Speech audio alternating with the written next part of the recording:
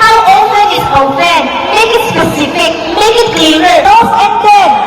Structured. When I say open, you say unstructured. When I say close, you say structured. Close. Okay. Number 5. Two broad question. Nakakagin.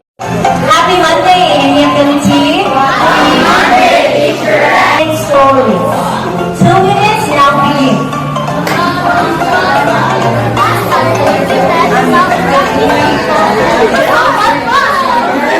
Language so that you can practice speaking English.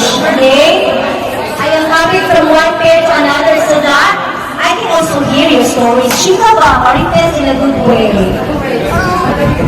Okay na po na kayo kaon ha. Basta please be sure na dili magtagak-tagak kay ang cleanliness sa inyong classroom. Alright? But before that, congratulations to the following students!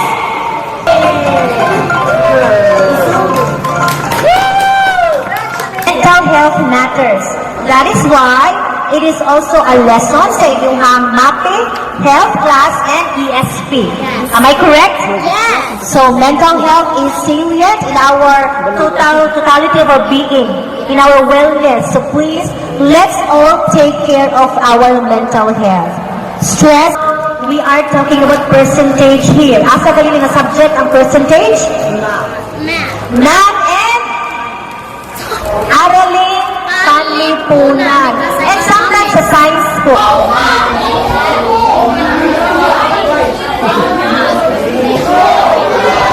It's okay, I understand and I am aware that a few of you have to take a picture so that you can see the activity more clearly.